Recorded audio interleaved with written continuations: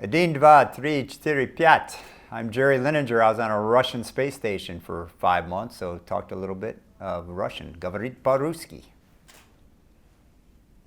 That's amazing. What does that last phrase mean? I talk Russian. I talk Russian. Yeah, Okay. I talk Russian.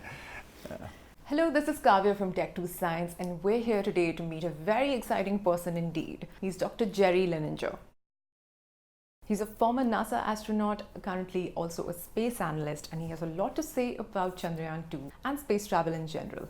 He's featuring in a live coverage of the Chandrayaan 2 mission by Nat Geo. We sat down with him to talk about Chandrayaan 2, space travel, and what it's like to be an astronaut. Here's what he had to say. It's been about 50 days since launch. That thing, it's incredible the way it got to the moon, first of all. It takes some real brain power, mathematicians to figure out those orbital mechanics, hit the moon and start circling the moon. And now we're just, a few hours away. Friday night, Saturday morning, we're trying to get that lander down on the surface of the moon and then drive a little rover out and explore the moon a little bit. So it's an incredible accomplishment.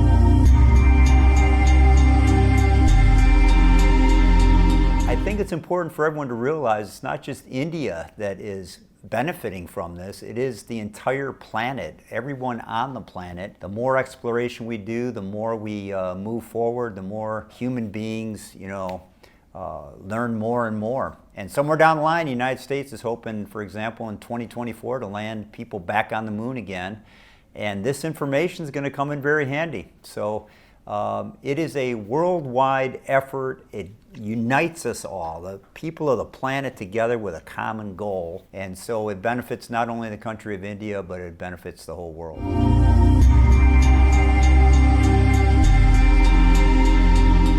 You miss just looking down at our beautiful world and the universe out the other way. So I could look down at the planet and I could see, the subcontinent of India just, smashing into the Asian plate and the Himalaya mountains just coming out at you.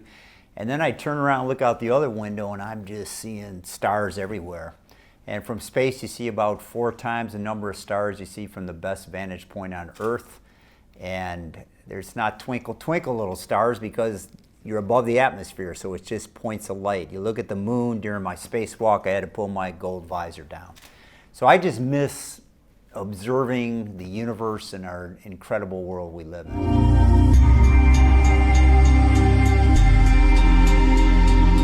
The next frontier, Mars, moon, it doesn't matter. I think the most important thing is that we do hard things, that we challenge ourselves. And by challenging ourselves, it brings out the best in us. And that's what India is doing right now. We are challenging ourselves to not only get to the moon, which is an incredible accomplishment already, to separate a lander from the orbiter, which has already been accomplished, which is incredible if you think about it. And now we're trying to put a lander down. Friday night, 11:30, I'm going to be on the edge of my chair with National Geographic talking about India's great accomplishment in space. It is incredible, and if you don't understand that, you just got to step back and think about it a little bit. We are going around the moon right now, and we're going to try to soft land on it, and that is very, very difficult to do.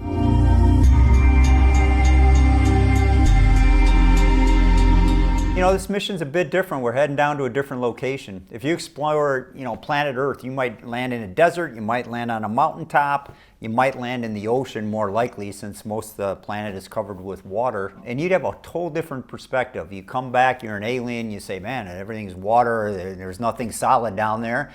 So you got to land different places. And the orbiter itself is mapping out that southern region of the moon close to the South Pole. It's going to do that for over a year.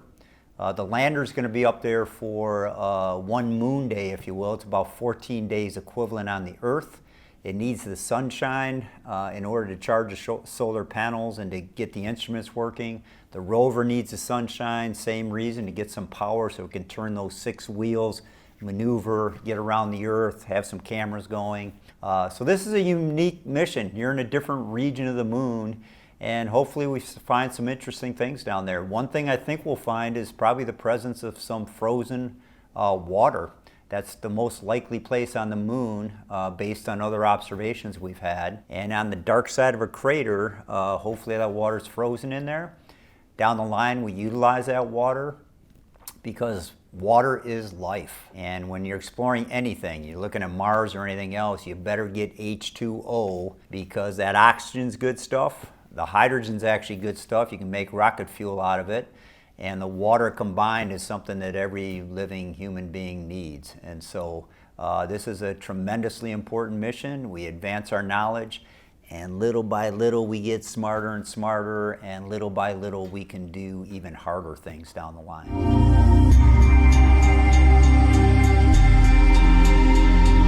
You know, the Indian Space Research Organization, you know, feather in their cap for getting this thing pulled off. They have a new rocket, for example, that launched this thing. You know, the geosynchronous launch vehicle, brand new, you know, Model 3, if you will, Mach 3 of it.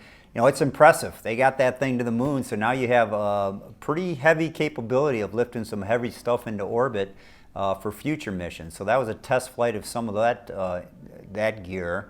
And what really excites me is that different people in different areas of the world are doing this kind of stuff. And this is tough stuff. It is difficult to do. Private companies are contributing to this. Private companies have designed some of the spectrographs, for example, that are going to be used, some of the instrumentation that will be used on the surface of the moon. So all of our technological advances, and I'm talking the world's technological advances, can be utilized now in very smart ways for exploration. The other aspect is competition. You know, I love competition. I think we all do better when there's, you know, good hard competition. In sports, for example. You know, if you don't have hard competition, you don't get that much better. You just, you know, winning, and you get lazy. So this kind of thing, privatization, these private companies that are trying to go to space, different countries that are going to space and doing difficult things, that competition creates a great environment that we all get better at. And so the key to that competition, I guess, is when you win. For example, you know, what just was accomplished by going to the moon and circling the moon, and if the lander soft lands, any lessons learned need to be shared. So you have to be good winners so that humankind benefits from the success of all these different individual efforts.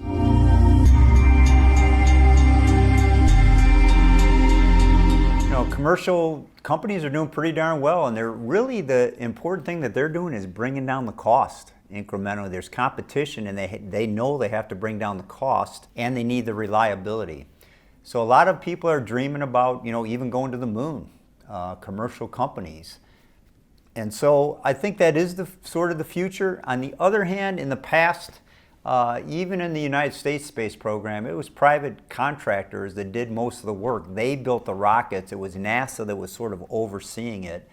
And I think ISRO is going to do the same thing. They're going to be overseeing a lot of private companies, you know, establishing what our goal is, and then let the private company and all that brain power, you know, in India, 1.2 billion people worth of brain power are going to figure out how to accomplish the goals that are set by the experts, I guess.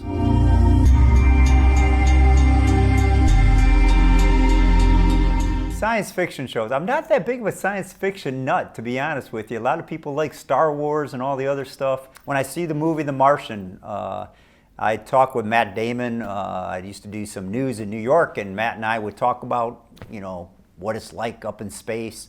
And he did a great job in that movie, I thought. And that's not really too much science fiction. It's just over the horizon. But the things he had to overcome during that movie were pretty realistic. And I enjoyed it because I kept sitting back there saying, Jerry, I have been trained to do all of these things that he's doing, but could I execute them perfectly one after another in order to survive? So I think it's that way in a lot of things in life. You're out there learning stuff and you say, does this apply? And you never know down the line when you need to draw upon that knowledge. So know your stuff, get competent, study hard, and it pays off no matter what endeavor you know, you're undertaking in life. So I'm looking forward to being on National Geographic's live coverage, you know, live coverage starting Friday night, 11:30 p.m. And I came halfway around the world to see this, and I hope that all of India is on the edge of their seats during that time. And I'll try to give you some insights, from my experience in space of what exactly is happening. And, I'm just there to celebrate with you all. National Geographic, Friday night, starting 11:30. Should be fun. Do stay tuned for more from the worlds of science and tech right here on Tech2.